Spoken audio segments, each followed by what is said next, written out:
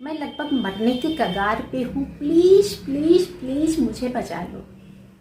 जी हाँ, ये करुण शब्द हमारी मिट्टी के हैं, वो मिट्टी जिससे हम पैदा हुए और जिसकी बदौलत आज हमारा अस्तित्व है। पर ये करुण शब्द सिर्फ हमारे देश की मिट्टी की नहीं है, हमारे पूरे संसार की मिट्टी से यही आवाज निकल रही है कि कृपया मुझे बचा लो। अब सोचने वाली बात यह है कि आप कहेंगे मिट्टी में मरना क्या, तो मिट्टी का भी कोई अस्तित्व है। मिट्टी से हम लगातार जब दोहन करते रहेंगे, मिट्टी को फिर से ताकत नहीं मिलेगी तो क्या होगा, एक न एक दिन मिट्टी मरेगी ना। और ये तो बात आप लोग नकार नहीं सकते कि मिट्टी से हम लोग जितना दोहन वो हम लोग कर सकते हैं ना, उससे कई गुना ज्यादा लेने की कोशिश करते हैं। पुराने जमाने में क्या होता था, एक फसल लेने के बाद लगभग 1.5 से 2 महीने के लिए उस खेत में यानी कि मिट्टी में खरपतवार उगाया जाता था। उसके बाद मिट्टी को आराम करने दिया जाता था कि 2 महीने में या 1.5 महीने में लगभग मिट्टी वो रीजनरेट हो जाए, मिट्टी में एक नई ताकत आए, नई एनर्जी आए। उसके बाद एक नई फसल बोने के लिए मिट्टी को तैयार किया जाता था। पर अभी क्या हो रहा है, जो 2 महीने का वक्त होता है मिट्टी के आराम करने का, वहां पर भी हम लोग कोशिश करते हैं कि इन 2 महीने में क्या फसल ली जा सकती है जो 2 महीने में तैयार हो जाए। यानी कि साल के 12 महीने हम लोग कोशिश करते हैं कि उस मिट्टी को हम लोग यूं ही ना छोड़ें, उससे कुछ न कुछ लेते रहें। अब मिट्टी, धरती, माँ जो भी है ना, वो हमें जब लगातार देती रहेगी तो उसके शरीर में कुछ न कुछ तो कमजोरियां आएंगी ना, क्योंकि हमने उससे सिर्फ दोहन किया, उसको ताकत नहीं दी जो उसको ताकत देनी चाहिए। तो इसलिए अब वक्त आ गया है, हम लोगों ने पर्यावरण के बारे में बहुत सारी बातें करी, प्लास्टिक बचाओ, पानी बचाओ, सब कुछ हम लोगों ने किया, पर शायद मिट्टी के बचाने के बारे में इस तरह की पहला अभियान, और ये अभियान सदगुरु जी ने शुरू किया है, जो कि मैं फॉलो भी करती हूँ उनको। और इस ग्लोबल मुहिम में छोटा सा योगदान अगर मैं कर सकी तो ये मेरे लिए बहुत गर्व की बात होगी। और यहाँ पर एक और बात मैं गर्व के साथ आप सभी लोगों को बताना चाहूंगी कि इस मुहिम में शामिल होने के लिए अपनी ही फैमिली मेंबर माधवी जी ने मुझे सलाह दी, तो उनका भी ढेर सारा शुक्रिया कि उनकी वजह से आज मुझे भी मौका मिला कि मैं भी एक छोटा सा योगदान कर सकूं इस बहुत बड़े समुद्र में। वैसे तो लगातार मैं आप सभी लोगों को बार बार बोलती हूँ कि केमिकल को हमेशा टाटा बाय बाय की है।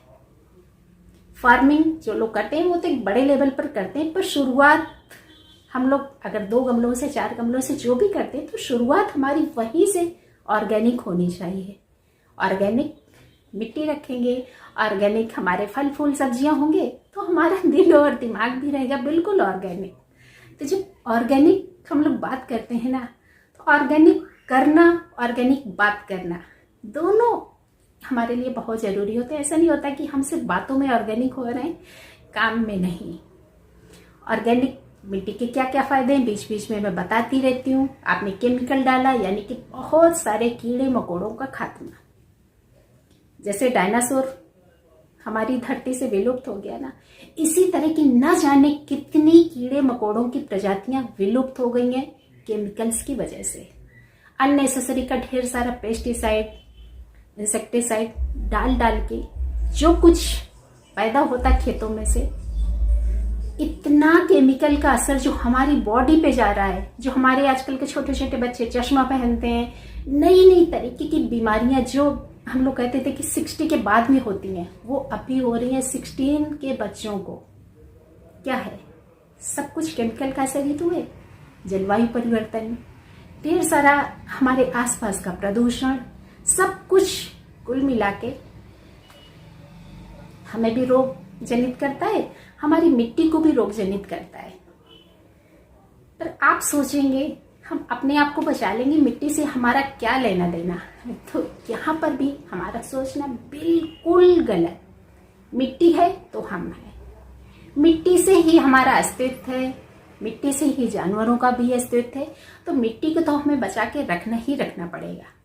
अभी हाल ही में यूनाइटेड नेशंस में जो एजेंसीज से जो निष्कर्ष निकल के आया वो यही निकल के आया कि लगभग 45 से 60 साल तक और हम इस मिट्टी से दोहन कर सकते हैं।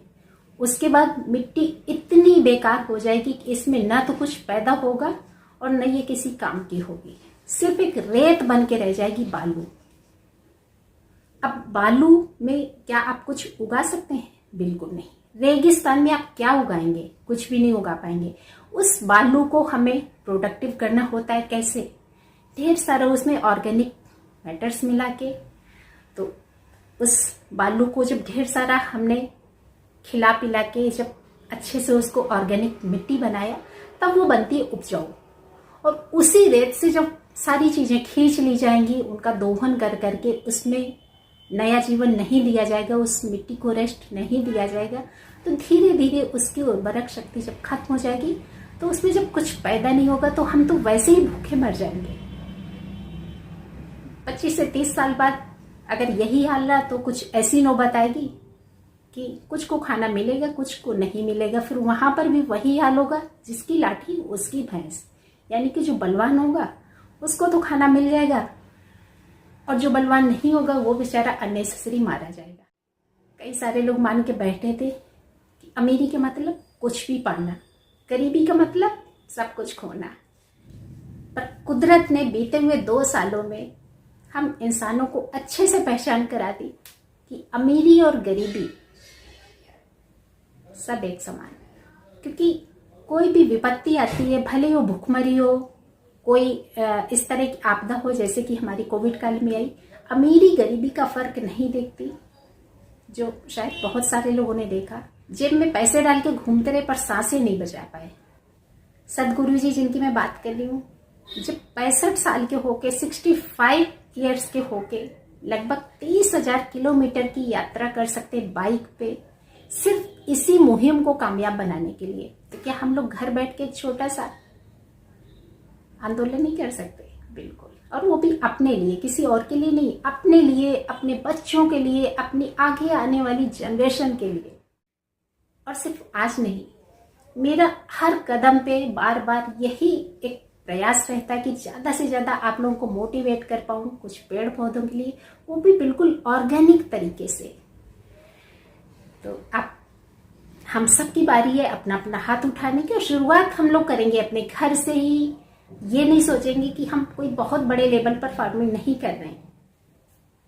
तो इस सदगुरु जी की मुहिम में आप सभी लोग सहयोग करिए, अपने लिए, अपने देश के लिए, पूरे संसार के लिए, अपनी आने वाली नस्लों के लिए।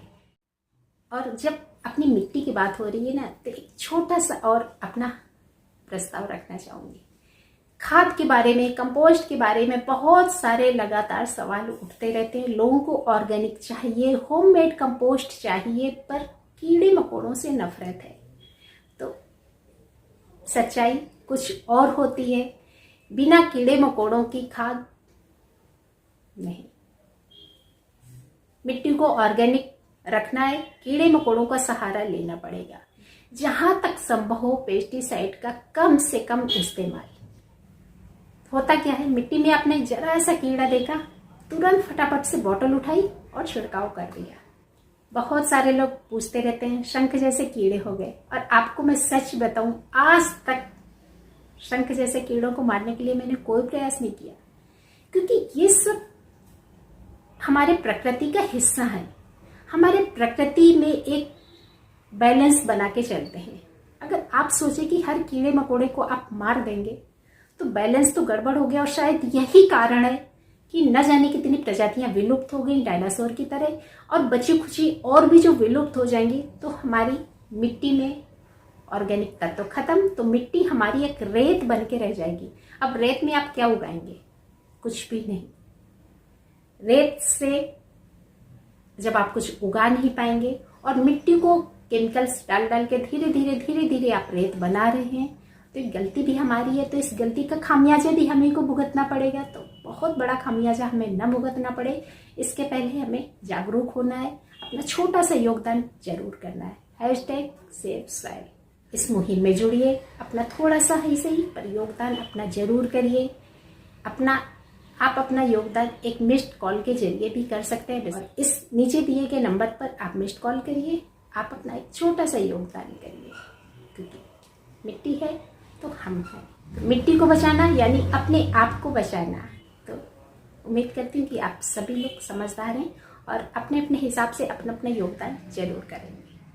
धन्यवाद।